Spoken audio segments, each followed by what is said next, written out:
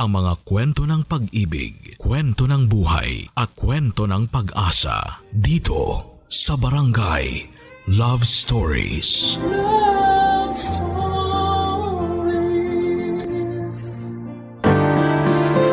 Ang pakikipagkompromiso sa ating karelasyon ay napakahalagang bagay upang magtagumpay ang isang pagsasama.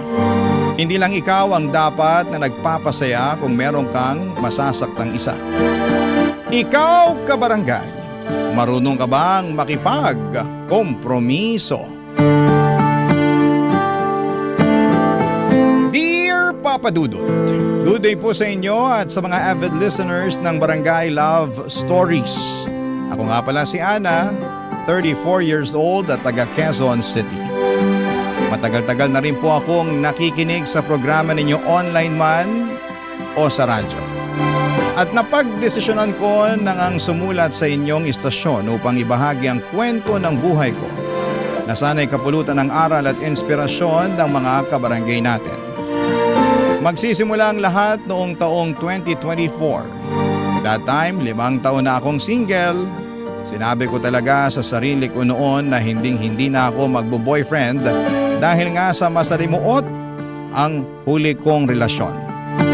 Niloko, inutangan, at sinaktan lang naman ako physically, verbally at emotionally ng huling partner ko. Kaya nga dala na rin ang trauma. Hinanda ko na ang sarili ko na maging matandang dalaga. Ngunit mapaglaro ang kapalaran, Papa Dudut. Dahil kung kailan hindi ko naman hinahanap ang pag-ibig, ay ako naman ang nahanap nito nang dumating sa buhay ko si Max, Papa Dudut.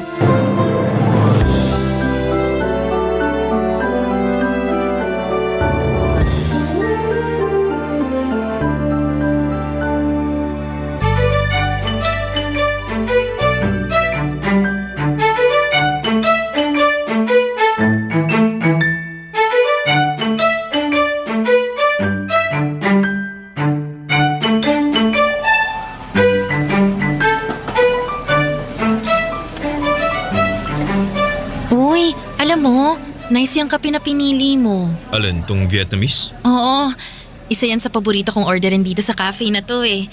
Pero ngayon, ito ng sea salt latte ang gusto ko. Mukhang masarap yan kasi di mo naman yan magiging paborito kung hindi. Pero parang lahat naman yata sa cafe na to masasarap eh. Pati na tong mga cake nila oh.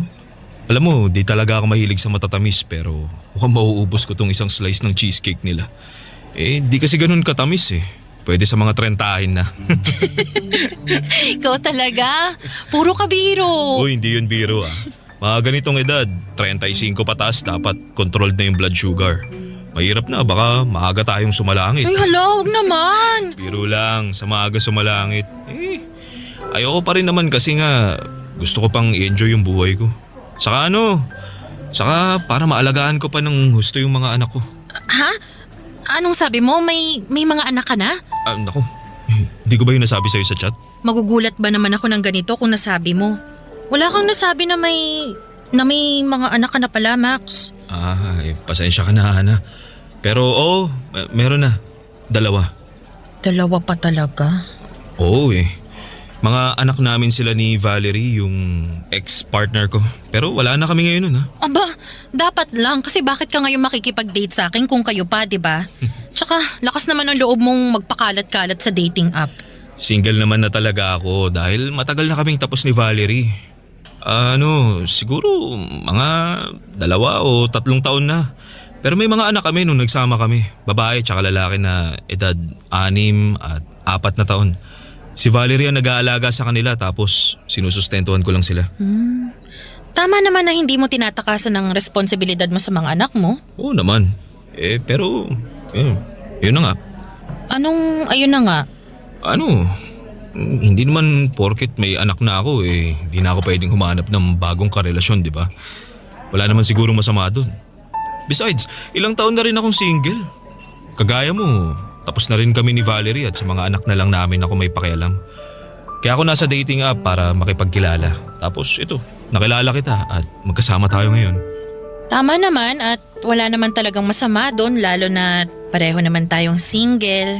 Pero kasi ano eh, Ayaw mo na sa akin dahil may mga anak na ako, no? hindi naman sa ganun. Ganun yun. Halata kaya sa'yo. Bigla na lang nagbago yung reaksyon ng mukha mo nung nalaman mong may mga anak na ako eh. Kasalanan ko rin naman kasi. Akala ko nabanggit ko na sa'yo nun pero well, di pa pala. Ayun, nagulat ka tuloy. Nakakagulat naman kasi talaga. Pero non-negotiable ko kasi ang may anak na, Max. Pakiramdam ko kasi, may kahati ako sa atensyon mo pag naging tayo. Syempre, mga anak mo yan. Tapos sino lang ba ako sa buhay mo, di ba? Kaya buti na lang nabanggit mo pa rin sa akin ang tungkol sa bagay na yan bago pa lumalim ang kung ano mang meron tayo. Sensya ka na talaga. Papadudot, gwapo at mabait naman si Max. Nagtatrabaho siya bilang agent sa isang BPO company sa Ortigas. Single for 3 years pero may 2 anak sa previous partner niyang si Valerie.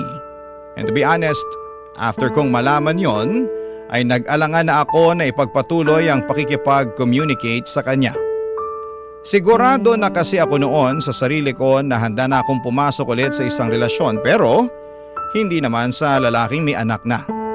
Kabilin-bilinan din noon ng mama ko na humanap na lamang ako ng single at matino kesa may anak sa dating karelasyon. Dahil hindi raw mabibigay sa akin ng lalaki ang buong atensyon at pagmamahal niya kesyo mas matimbang pa rin sa puso niya ang mga anak niya. Kaya nga tinapat ko na noon si Max na ayaw ko nang makipagkita sa kanya pero nagmakaawa siya sa akin na bigyan ko pa siya ng pagkakataon. Nagugustuhan na raw kasi niya ako at gusto ko na rin naman siya. Kaya naman hinayaan ko na lamang siya naligawan ako at hindi nagtagal ay nakuha naman niya ang aking loob. Napamahal na siya sa akin at naging kami tapos ay nag-decide na kaming mag-live-in. Bali nakahanap kami ng 1-bedroom apartment sa Cubao na agad naming nilipatan, Papadudot.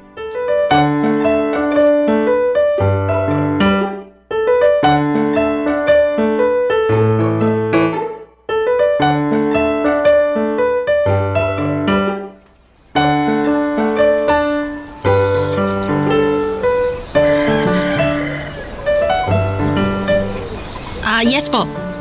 Tawag na lang po kayo pag nasa gate na kayo ng subdivision namin. Opo. Ipakausap niyo na lang po sa akin yung gwardiya para papasukin kayo. Apa. Salamat po. Sino yung kausap mo, Ani? Yung magde-deliver ng mga binili nating furniture last time sa mall. Ngayong araw na ba yon? Ang bilis nilang mag-deliver, Oo naman. Sabi naman sa'yo, di ba, mabilis lang sila kaya nga gustong-gusto ko rin bumili. Ay, sa wakas, magmumukha ng bahay tong apartment natin. Malalaman na natin ang mga gamit. Excited na ako. Oo nga eh. Ako rin, excited na rin ako. Basta, ako nang bahala sa pagbubuhat at pagtutulak Oo naman. Huwag mo kong aasahan dyan kasi tingnan mo nga tong katawan ko. Patpatin. Kumpara naman sa'yo na malaki yung mga muscle mo. Oo nga eh. Kayang-kaya nga kitang buhatin eh, di ba? Gusto mo sample? Huwag mo nang tangkain, tatamaan ka sa akin. Tsaka, bakit mo ako bubuhatin? Ano ko, bata? Uy, bakit? Bata lang ba ang binubuhat? Para sa akin, oo. Tsaka mamaya baka masyado tayong malibang tapos biglang tumawag na lang sa akin yung magde-deliver. Speaking, ayan na yata. Kunin ko lang yung phone ko para masagot ko na. Ay, nako. Hindi naman pala sa akin yung nagre-ring. Mukhang sa akin yata yun. Teka, kunin ko lang Oh. Si Valerie? Ha? Bakit siya tumatawag? Ayun, di ko alam eh. Buti pa, sagutin ko muna. Sige. Hello, Valerie. Bakit ka napatawag? Max? Max, nasan ka? Bakit? Nandito sa sa apartment namin ni Ana. Bakit? Anong sabi niya? Teka, ila-loudspeaker ko para marinig mo. Pwede bang pumunta ka rito sa ospital? Ito-text ko na lang sa iyo yung address. Ha? Bakit? Sino nasa ospital? Yung bunso natin. Ano nangyari sa kanya? Mamaya ko na lang ikukwento. Hinahanap na ako ng doktor eh. Ako lang mag-isa rito. Pumunta ka na please. Hinahanap ka na rin ng anak natin eh. Kanina pa siya, papa ng papa. Please. Please, Max, kailangan ka ng anak natin. Oo, sige, pupunta na ako. I-text mo sa akin yung address ng ospital ha. Hintayin niyo ako. Sige, salamat. Aalis ka? Oo kailangan daw ako ng anak namin. Pero kailangan din kita rito. Paparating na yung delivery truck. Paano ko bubuhatin yung mga gamit dun? Magpatulong ka na lang muna sa kanila. Bayaran mo na lang. Pakisiyuan mo, ikaw na muna ang bahala. Pasensya na Han, pero kailangan ko talagang umalis eh. Narinig mo naman, di ba? Nasa ospital daw yung bunso namin, tsaka hindi ko alam kung bakit kaya kailangan kong pumunta dun. Wala naman akong magagawa eh. Mukhang alis na alis ka na talaga, di sige, umalis ka na. Ana, please, intindihin mo naman sana ako. Anak ko na yung pinag-uusapan dito. Papa Dudut, bago ko sinagot noon si Max ay ilang ulit niyang sinabi sa akin na hindi ko raw magiging kahati sa kanyang atensyon ng mga anak niya. At naniwala naman ako dahil nga mahal ko na siya ng mga panahong yon. Pero iba pa rin pala kapag may mga biglaang sitwasyon katulad na lamang noong emergency na nangyari sa anak nila ni Valerie. Kaya kinailangan niyang pumunta sa ospital. Dahil sa labis na pag-aalala sa kalagayan ng anak niya ay iniwan ako ni Max. At hinayaan na ako lamang ang umasikaso sa paglipat namin. Sakto pa naman na dumating noon yung truck na nagkakarga ng ilang malalaking furnitures na binili namin sa mall noong isang araw. Ako lang tuloy ang nagmaniobra noon para maipasok sa bahay. Nagpatulong na lamang ako sa driver at pahinante para mabuhat ang malalaking gamit. Buti at nasa ground floor lang naman kami. Nagtip na lamang ako sa kanila pero ako na lang mag-isa ang nag-ayos ng mga yon sa loob ng apartment namin. Pagod na pagod ako, Papa Dudut. At masama rin ang loob ko sa nangyaring biglang pag-iwan sa akin ni Max. Nang araw na yon, Papa Dudut. Barangay Love Stories. Barangay Love Stories. Papa Dudut, nag-sorry sa akin si Max pagka-uwi sa apartment namin dahil sa biglaan niyang pag-alis. Tapos ay sinabi niya sa akin na okay na raw ang anak niya na noon ay nalaglag sa hagdanan kaya nabalian ng buto sa binti. Gusto ko sanang magtampo pero nakonsensya naman ako dahil na-aksidente nga ang anak niya. Kaya naman inunawa ko na lamang. Pinalagpas and eventually ay nagkaayos din kami ni Max. Nangako si Max na babawi sa akin at ganun nga ang ginawa niya. May isang araw na siya ang naging pudong abala sa pag-aayos ng mga gamit sa apartment namin. Gumawa siya ng mga cabinet, nagpintura, nag-set up ng mga karagdagang furnitures na binili namin online at kung ano-ano pa. Isang araw pareho kami noon na may lakad ng work-related. Ako ay may meeting sa labas kasama ang mga kaibigan ko para sa negosyong pinaplano namin, samantalang si Max naman ay may shift. Nagbago kasi noon ang schedule niya na dating panggabi. Paalis na kami noon ng apartment nang biglang dumating si Valerie kasama ang mga bata.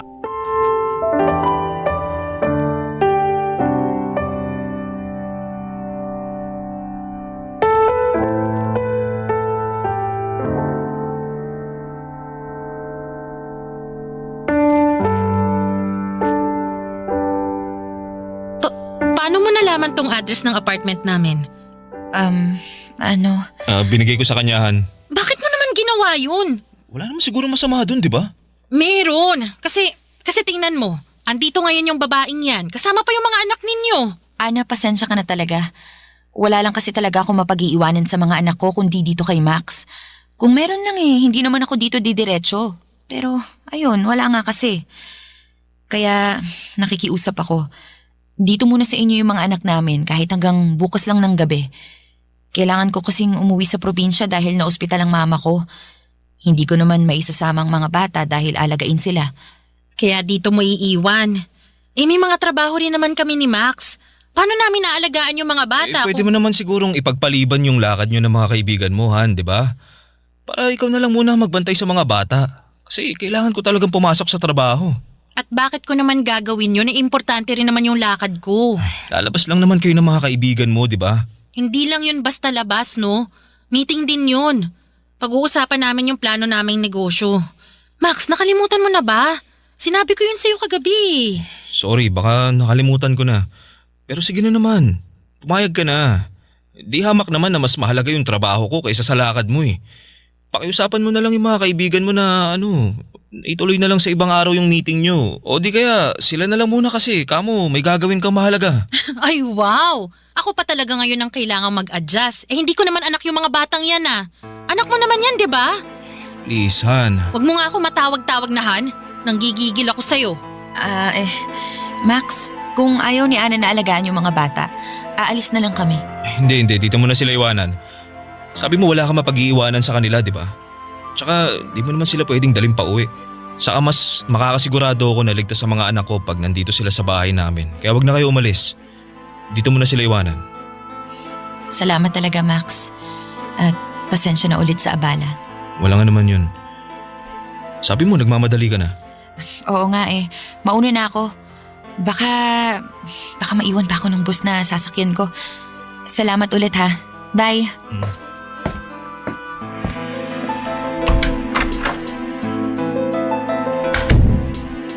Ganon na lang yun? Anong ganun na ba yun? Na nag-decide ka na hindi man lang hinihingi yung opinion ko. Kaya nga nakikiusap ako. Ngayong araw lang naman hanggang bukas ng gabi eh. Kung wala lang akong pasok sa trabaho di sana ako na lang ang nagbantay sa mga anak ko, di ba? Saka mga bata yan. Huwag mo naman sana silang anuhin. Anong anuhin? Wala akong ginagawa sa mga anak mo ha? Tsaka dapat nga ikaw ang magbantay sa kanila at hindi ako. Kahit ngayon lang. Hanggang bukas ng gabi pag uwi ni Valerie. Please, Ana, nakikiusap ako. Papadudot, hindi na nga ako nakapunta sa lakad ko ng araw na yon dahil kinailangan kong bantayan ang mga anak ni Max sa bahay. Ayoko naman silang isama sa meeting namin ng mga kaibigan ko dahil sigurado akong hindi rin ako makakapag-concentrate. Kesyo sa kanila lang mabubuhos ang atensyon ko sa kakabantay. Nasa edad pa naman sila na may pagkapilyo at pilya kaya alagain. Bukod doon ay nakakapagod ding sawayin. At yun nga ang eksaktong naranasan ko maghapon hanggang sa makauwi si Max. Hindi ko na nga nakuha ang makapagluto ng hapunan namin kaya nag-decide na lamang kaming mag-order ng pagkain noong si Max na ang nagbantay sa mga bata at saka pa lang ako nakaligo at nakapagpahinga. Tandang-tanda ko pa na aburido ako noon at naiiyak na lamang sa labis na pagod habang nasa banyo. Pagkatapos kong maligo, napatulog na ni Max ang mga anak niya, saka ko siya kinausap kung ano ang plano niya sa mga bata. Sinabi lang niya sa akin na sa bahay muna namin ang mga anak niya hanggang sa makabalik si Valerie. Kaya nga buong weekend ako ang naging nanay ng mga batang hindi naman nanggaling sa akin. Noong kinuha na ulit ni Valerie ang mga anak niya ay nakahinga na ako ng maluwag. May tampo pa rin ako kay Max dahil sa pinag-alaga niya ako sa mga anak niya. Pero that time ay malaki na malapit na ang birthday niya. Kaya sinantabi ko na lamang yon at nagpatuloy ako sa plano kong out of town namin. Isang araw bago ang karawan ni Max, pinakita ko sa kanya ang plane ticket for two at booking ng hotel sa Boracay bilang regalo ko sa kanyang kaarawan, Papa Dudut.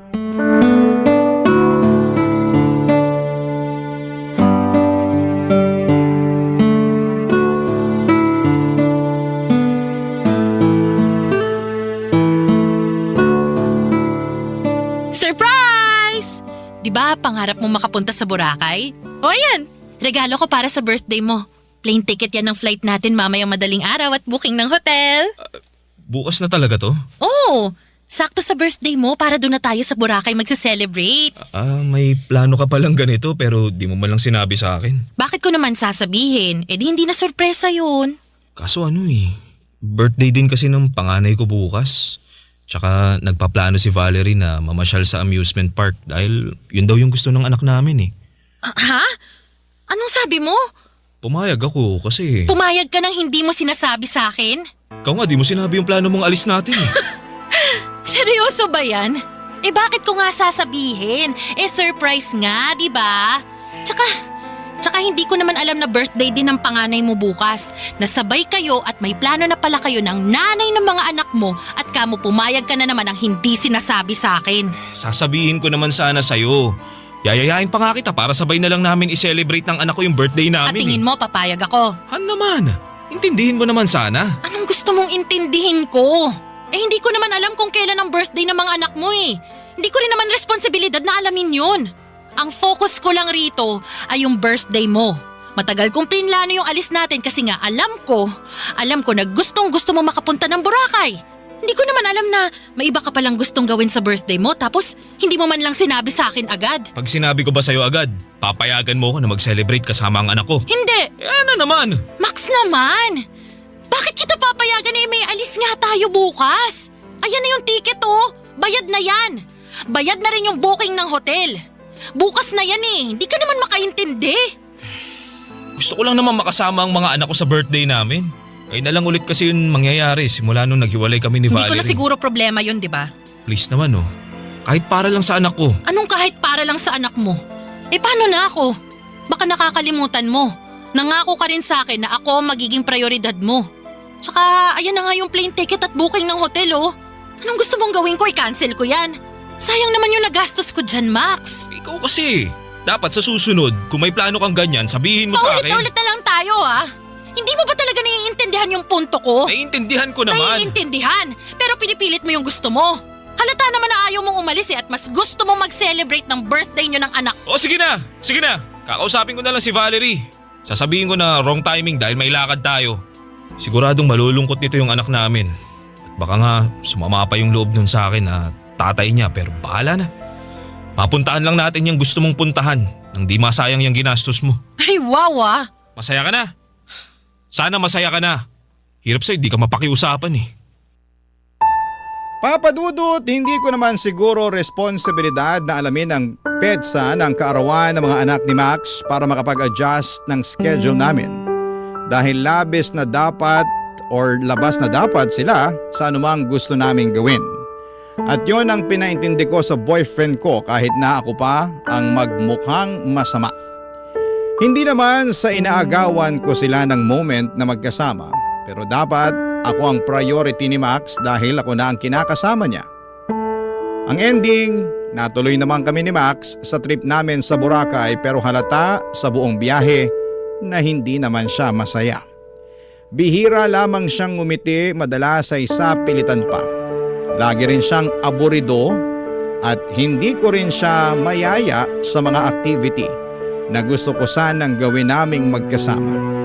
Gusto lang niya sa hotel kesyo pagod daw siya pero sa ilang beses ko siyang nahuli na nakikipag-video call sa mga anak niya.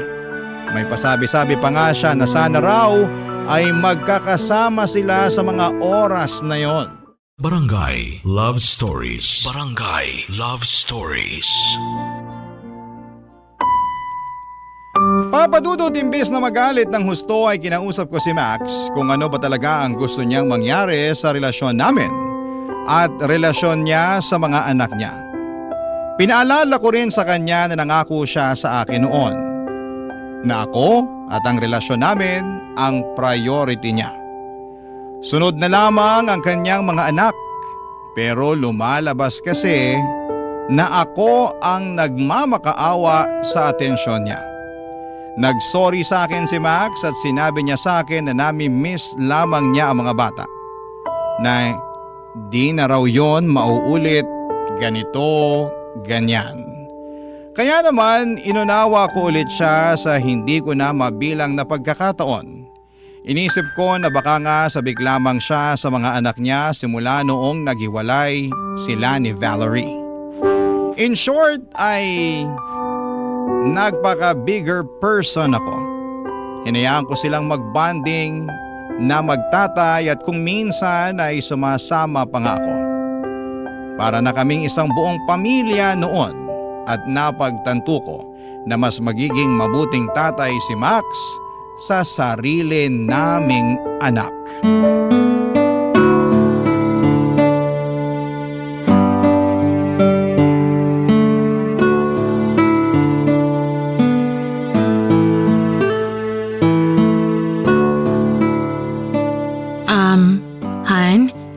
pwedeng magtanong? Oh, ano yun? Huwag ka magagalit ah. Ano nga? May plano ka bang pakasalan ako? Oo naman. Kung ganon, ilang anak ang gusto mo? Ha? Kasi 'di ba pag nagpakasal na tayo, magkakaanak na tayo. Pero hindi naman ako nagmamadaling magpakasal. Pwede naman nating unahing magka-baby kasi nga hindi na rin ako bumabata. Baka mahirapan na akong magbuntis kung hihintayin ko pa na pakasalan mo ako bago tayo magkaanak. Ang totoo niyan, Ano yun? ayoko na kasing magkaanak pa tayo, Han. Ha? Bakit naman? Kasi kasi nga ikaw na nga may sabi na hindi ka na bumabata. Ayoko namang ilagay sa alanganin yung buhay mo pag pinilit pa natin magka-baby. May katrabaho ko. Nasa edad natin sila tapos nabuntis yung misis niya. Pinilit kasi niyang magkalalaki kaso ayun, hindi kinaya. Namatay yung asawa niya pati na rin yung baby nila. Hindi naman pare-pareho ang tao. Hindi porket nangyari yun dun sa asawa ng katrabaho mo, mangyayari na rin sa akin. Anong malay natin?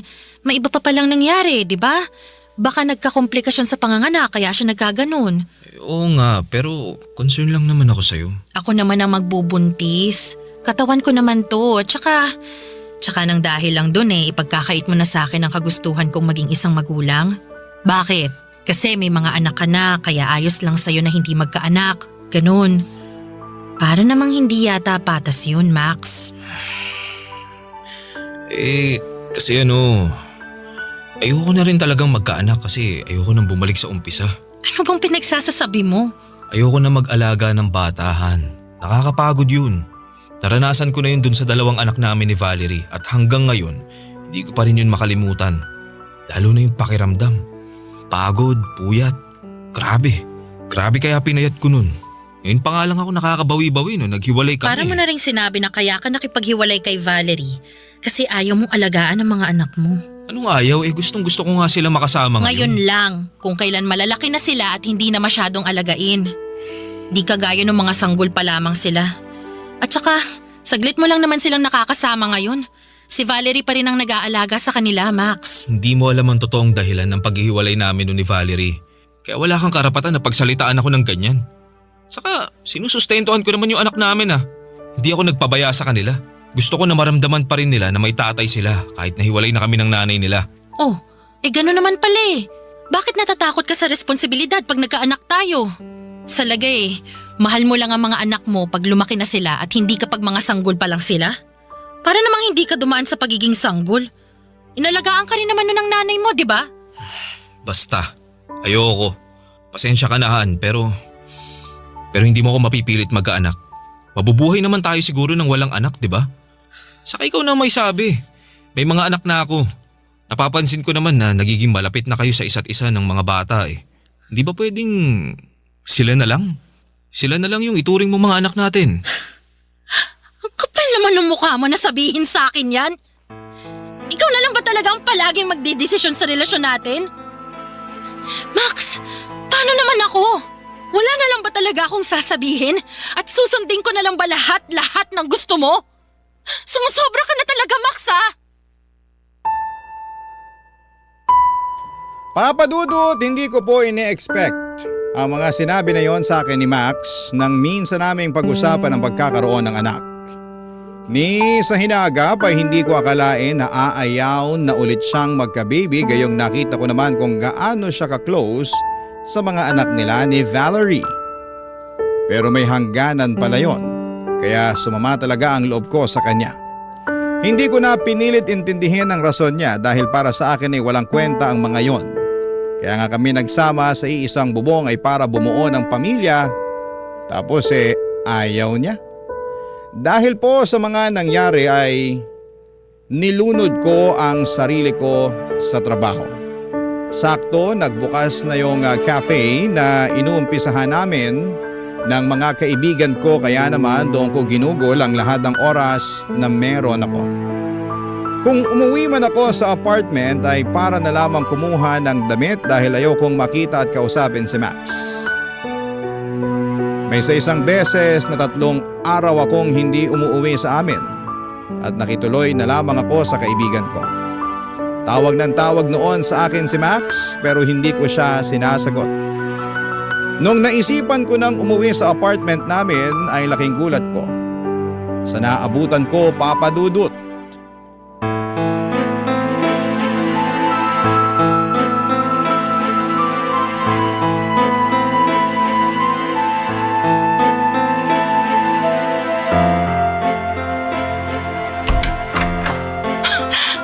Kapal ng mukha ninyo!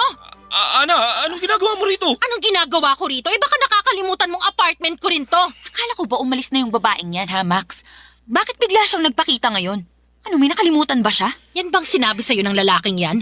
Na umalis na ako, ganon? Pwes, para sa kaalaman mo, hindi ako umalis sa pamamahay na to. Kaya anong ginagawa niyo rito ng mga anak mo, ha? Pinapunta kami rito ni Max. Ang kapal din talaga ng mukha mo, Max! Napunta ko lang naman si Valerie rito para lutuan ako ng pagkain at tulungan maglinis nitong apartment. Ilang araw ka na rin kasing hindi umuuwi. Wala nang nag-aasikaso sa akin. Bakit? Hindi ka ba marunong magluto ng sarili mong pagkain? Hindi ka ba marunong maglinis ng apartment natin? Tanda-tanda mo na, Max, ha? Kailangan pa ba talagang asikasuhin kita? Tsaka sa dinami-rami ng tao na papupuntahin mo rito sa bahay, yan pang babaeng yan. Pwede namang tumawag ka ng tagalinis. Problema ba yun? Wala naman sigurong masama doon. Kasama ko naman yung mga anak namin. Tsaka, kasalanan mo rin naman. Masyado mong pinababayaan si Max. Ayan tuloy. Anong pinababayaan ang pinagsasasabi mo dyan? Nakwento lang naman niya yung problema ninyo. Yung mga hindi mo pag-uwi kasi nagtatampo ka sa kanya. Alam mo, kung umasta ka, daig mo pa yung mga anak namin. Hindi ka na bata para sa kaalaman mo, Ana. Umayos ka. Umasta ka na naaayon sa edad mo. Huwag ka masyadong pabebe. Ana! Bitawan mo si Valerie! Ana, tama na! Pa ako, ano ba? Unawan mo! Pakialam dahil kulang pa yan sa mga pinagsasasabi mo sa akin! Ano ba kasi yun? Wala naman akong ginagawa sa'yo! Anong wala? Namumuro ka na sa akin eh! Inintindi ko na kayo ng mga anak mo, lalo na pag kailangan nila ang tatay nila. Tinanggap ko sila rito sa pamamahay namin, pero sinamantala mo lang yon at hindi ka marunong dumistansya. Lakas pa ng loob mo na sabihin mong kasama mo naman ang mga anak ninyo ni Max. Kung matino kang babae, alam mo na may kinakasama na siya, edi sana umiwas ka na. Feeling ko talaga para-paraan lang yan para mapalapit ka kay Max eh. Ginagamit mo lang yung mga anak nyo. Ano? Ha? Tama ba ako? Sige, sabihin mo, tama ako! Ha? Ana, tama na! Bitiwan mo na si Valerie! Sige, bibitiwan ko siya. Pero etong sa'yo! Bakit mo ako sinampal? Dahil napakakapal ng mukha mo. May pasabi-sabi ka pa na ako yung magiging prioridad mo. Pero hindi ko naman yun maramdaman. Maling-mali talaga na binagyan pa kita ng pagkakataon na mapalapit sa buhay ko eh. Sana, nun pa lang iniwasan na kita. Akala mo talaga sa akin tanga, no? Akala mo mabibilog mong ulo ko? Akala mo mapapasunod mo ako sa gusto mo? Walang hiya ka? Wala ka naman palang planong magkapamilya tayo pero gusto mo maging nanay ako ng mga anak mo? Tapos ano? Tapos ngayon harap-harapan mo akong niloloko dahil sa pagpapapunta mo sa babaeng yan dito sa bahay natin? Sobrang sama mo, Max! Wala kang puso! At ang kapal ng mukha mo! Ang kakapal ninyong lahat! Kaya lumayas kayo sa bahay ko ngayon din! Alis! Umalis kayo! Ana, please, pag-usapan muna Wala natin na tayong ito. dapat pag-usapan! Tapos na tayo, Max! Hiwalay na tayo! Papadudot nakipaghiwalay nga ako kay Max ng araw na yon at pinalayas ko sila ni Valerie kasama na ang mga anak nila sa apartment na ako ang nagbabayad. Ang kakapal na mga pagmumukha nilang tumuloy doon at umakto na parang isang masayang pamilya. Samantalang meron silang nasasaktang iba. Iyak ako ng iyak maghapon hanggang sa nakatulugan ko na lamang ang labis na kalungkutan. Hindi nga nagtagal ay nabalitaan kong nagkabalikan sina Max and Valerie. Muli na naman akong umiyak at nasaktan nang malaman ko yon, Papadudot. Pero hindi ko na planong habulin pa ang dati kong kasintahan. Dahil alam ko na simulat sa Paul, wala na talaga akong laban lalo na at may mga anak sila. Dapat talaga na hindi na ako noon nagpadala sa matatamis niyang salita. Di sana ako nasaktan. Dahil wala naman akong ginawang masama. Sa kasalukuyan, Papadudot ay nagmo-move on na ako at masasabi ko namang maayos ang disposisyon ko sa buhay. Umalis na rin po ako sa apartment namin ni Max at inubos ko na lamang ang oras ko ngayon sa business namin ng mga kaibigan ko. Pero neto lamang October ay biglang nag-chat sa akin si Max para sabihing natanggal siya sa trabaho at nangungutang siya ng pera para sa panganganak ni Valerie. Hiyang-hiya raw siya sa akin pero wala na akong pakialam sa kanya. Sinabihan ko siya na huwag na niya akong kakausapin kahit kailan. Sabay block sa kanya at doon ay nakaramdam ako ng kaginhawahan sa dibdib ko. Maraming pong salamat Papa Dudut. Sakaling mapili po ninyong i-air ang kwento sa programa ninyong Barangay Love Stories. God bless and more power sa inyong istasyon. Ang inyong forever kapuso at kabarangay, Ana. Ano ang masasabi mo sa ating Barangay Love Stories today? Aabangan namin yan sa aming comment section.